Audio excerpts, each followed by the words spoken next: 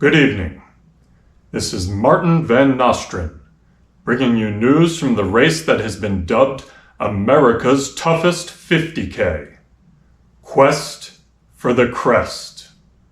2026 edition. Last year, we were unable to hold the race due to the devastation caused by Hurricane Helene. Much of this area was destroyed, but thanks to the heroic work of Sean Blanton, Victor Mariano, and the North Carolina High Peaks, the trails are now restored and we will hold the race.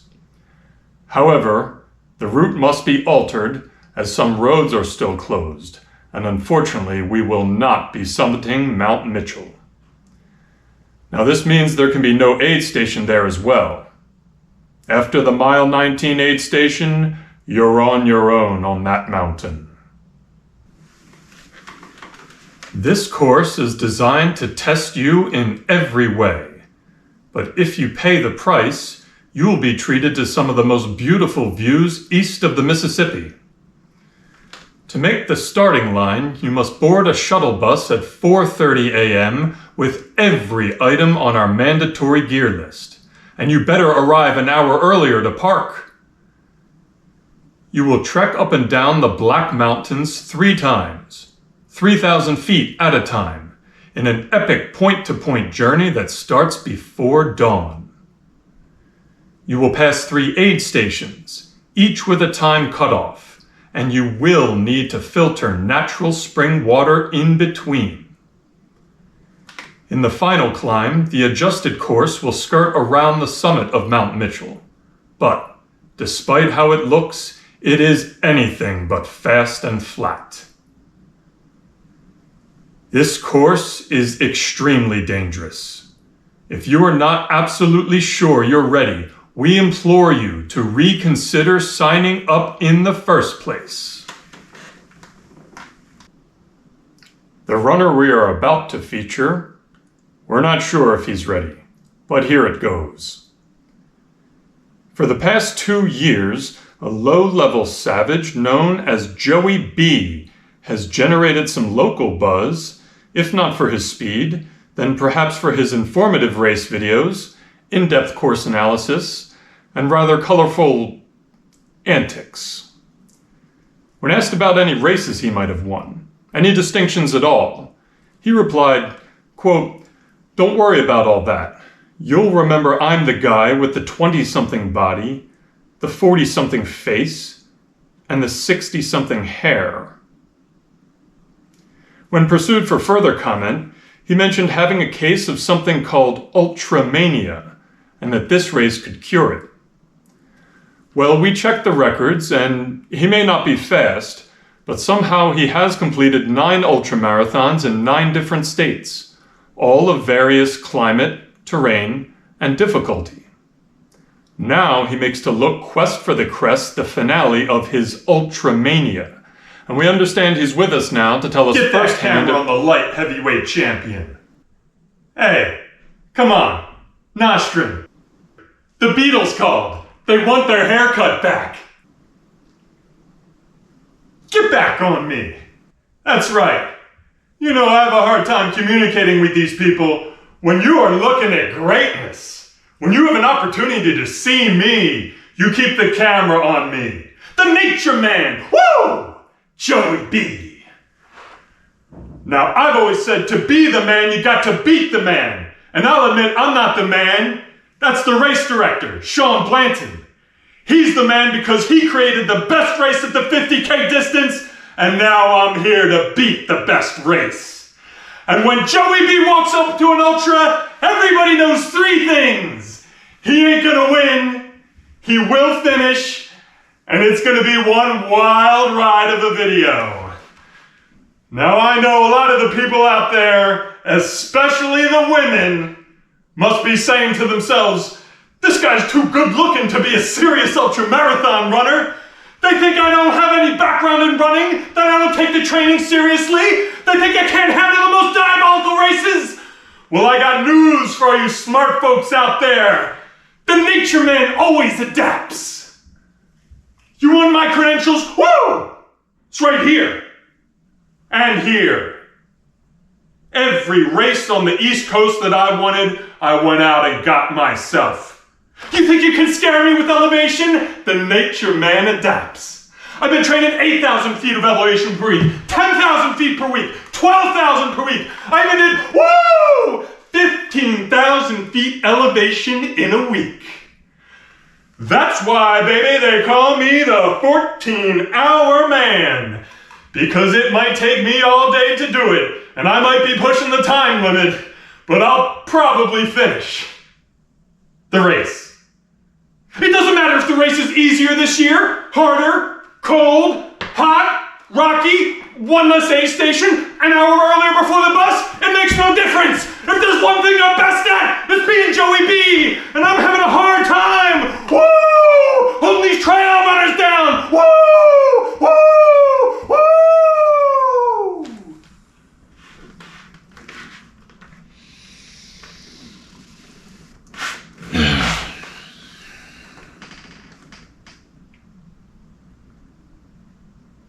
Oh no! Did I sign up for that race?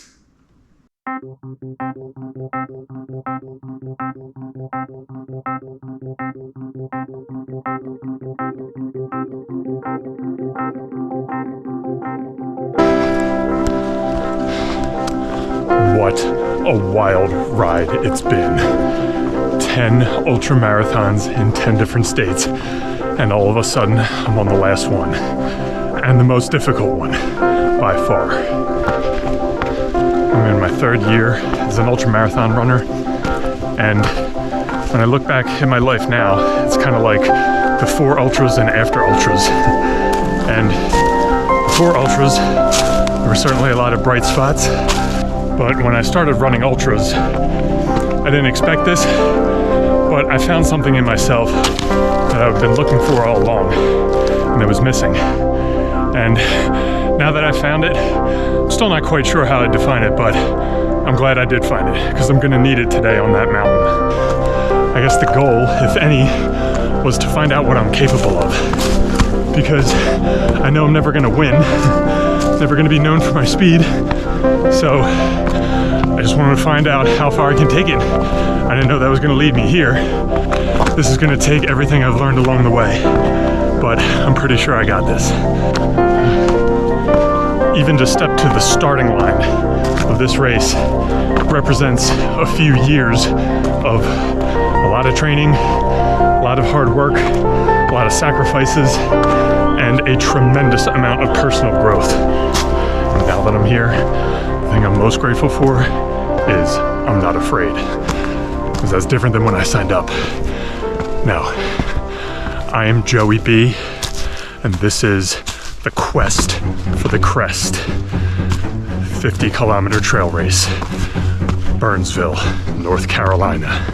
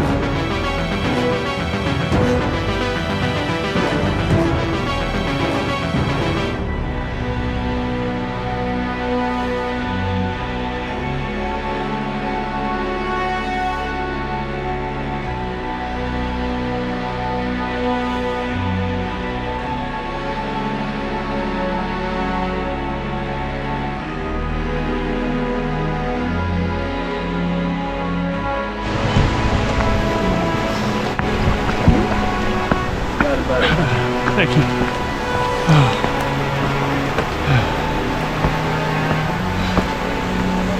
All right, mile 7. There's the first aid station back there. Really good hot food. Thank you, volunteers. So, 1/3 of the way done.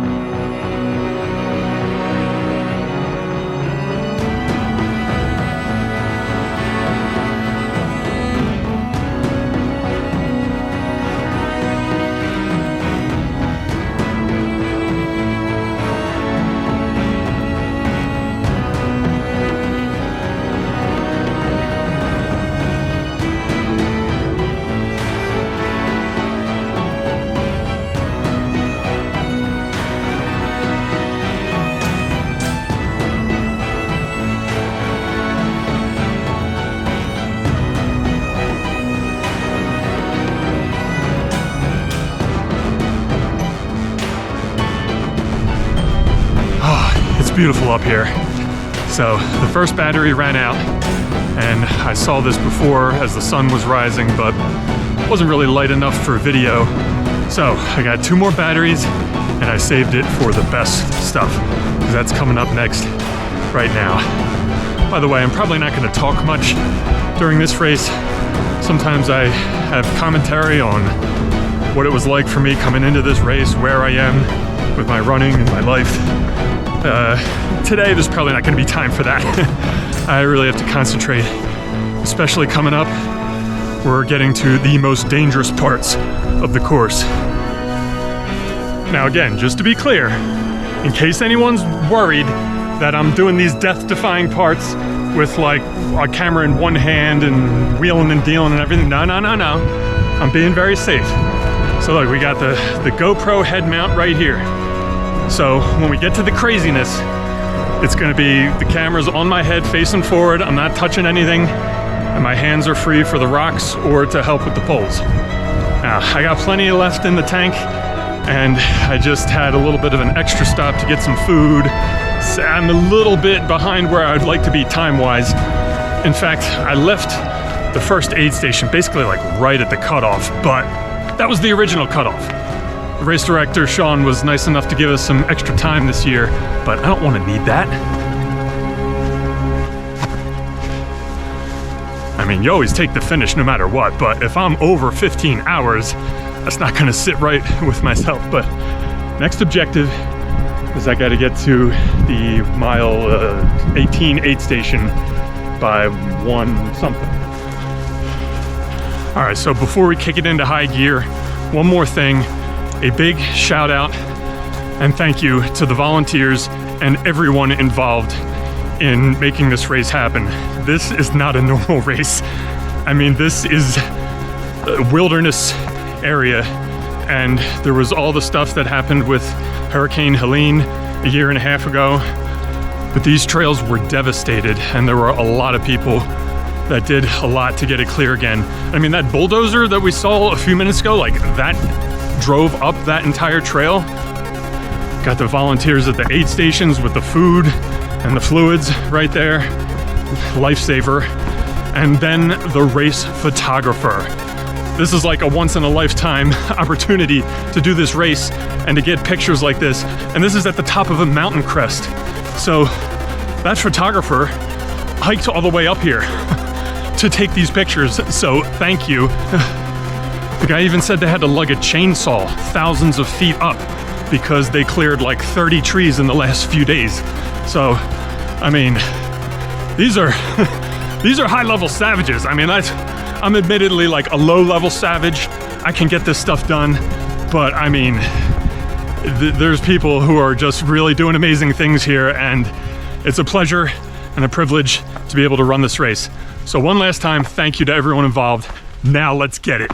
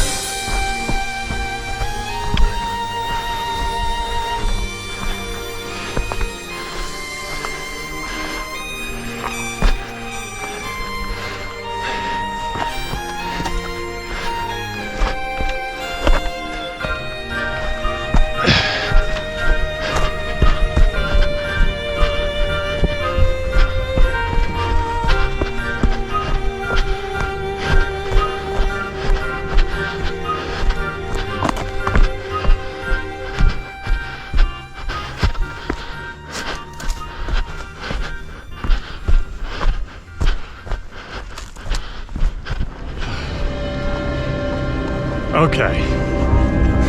It's mile 18. There's the last aid station back there. I'm feeling not good. Not good. But there was one of my last chances to quit. Didn't do it. Still in the race. Now we have a short distance until the last cutoff. The heat and my lack of sleep is starting to get to me a little bit. And coming in the last aid station, I'm a little worried about the second half of the race. I mean, this is past halfway, but there's a lot left to go. As far as the time limit to finish the race, feel pretty good. I think there's more than enough time, but I'm starting to experience some of that, like, I don't want to keep doing this, or I could do it a little bit more, but like 10, 12 miles more. So I'm hoping that feeling is going to go away in the next, 4 hours. Now, I think I would have to be feeling a lot worse than this to even think about quitting. Because I drove a whole day to get here from Philly. I'm doing this. None of that matters unless I, number one, made the bus at 4:30 a.m. That was one of the hardest things of the whole race. But I got on the bus with about 2 minutes to spare. So the other thing it was going to come down to is, do I eat enough after the race starts?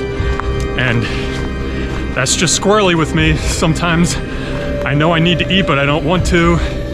And it's kind of where it's getting now. So let's focus. I'm going to speed ahead, get through the next checkpoint, have a chance to finish the race, and I'll see you then.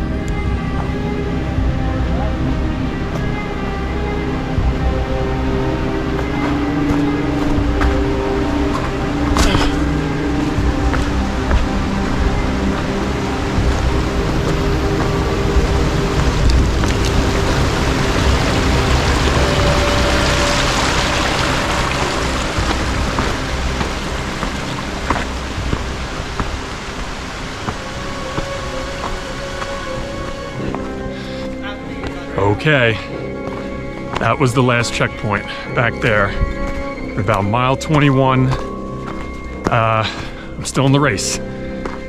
I'm now in position to finish this race, and this is going to be the biggest test of the whole day. At that last aid station, I was able to get down a lot of water and more food than I expected, but I was stopped there for a while. I had to sit down, let my stomach settle. This is something I'm bad at compared to all the other runners.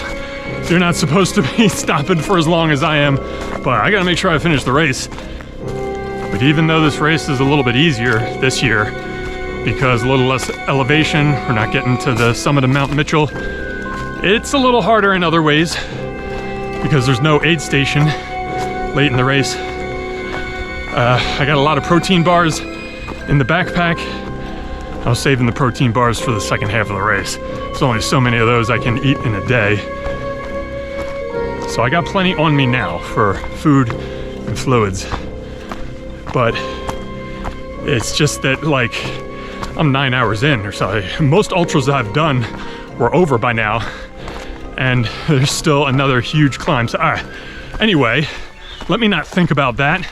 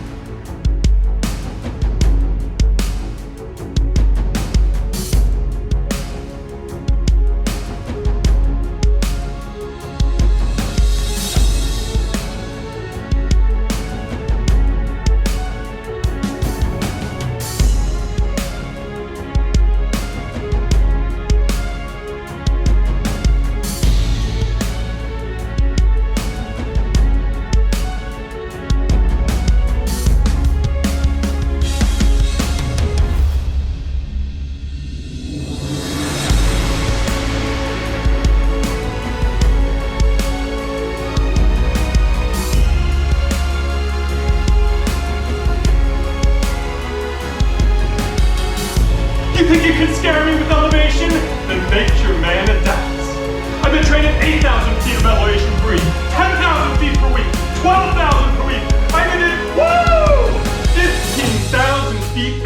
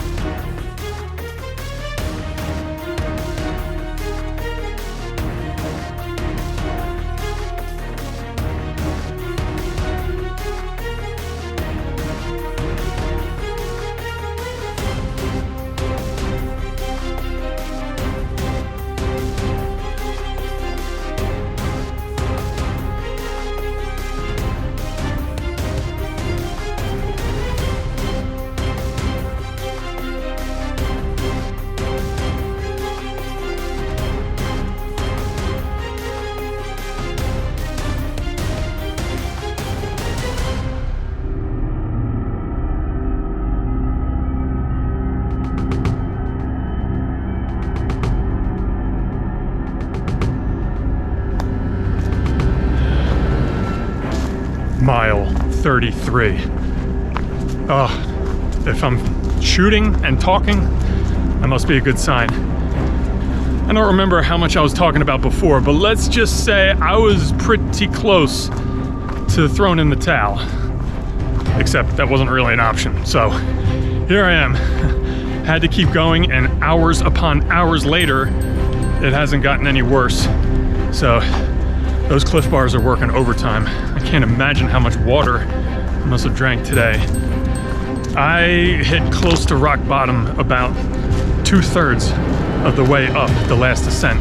Now that's way past the last checkpoint. So there was a very real, very serious conversation with the sweepers for a while, because I was stopped for, I don't know, 30 minutes. I couldn't continue, and I didn't know how I was gonna do 10 more miles, but it's like, hey, if you can't continue, we have to rescue you. And I was like, no, I don't want to hear that word.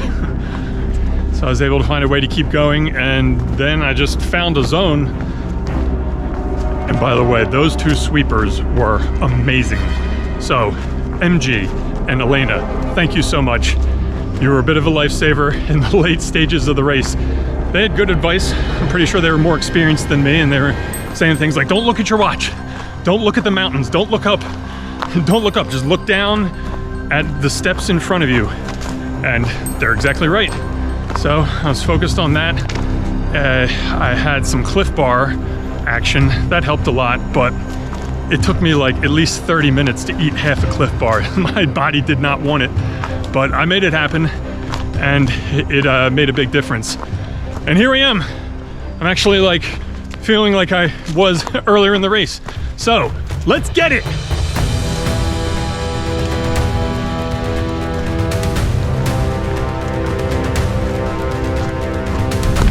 That's why, baby, they call me the 14-hour man. Because it might take me all day to do it, and I might be pushing the time limit, but I'll probably finish the race. Thank you. You too.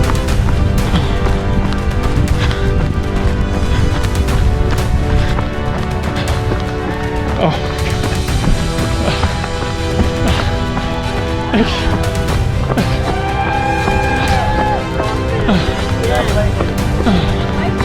Thank you. Oh my God. Let's go. Oh my God.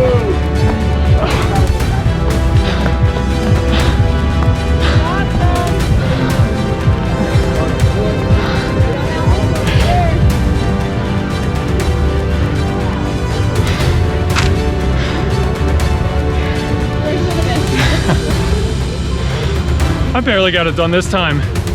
I don't know if I would have had enough for that. It's something for next time.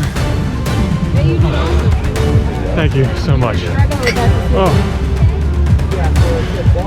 This is one of the hardest earned items I've ever had. Thank you. Oh. Oh. I don't know what to say. I'm a little bit in disbelief.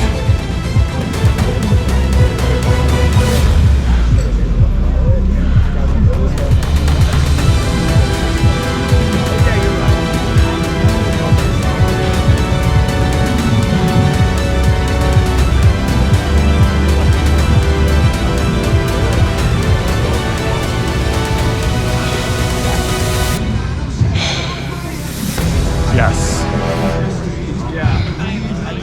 I'm Joey B, and I finished the quest for the crest.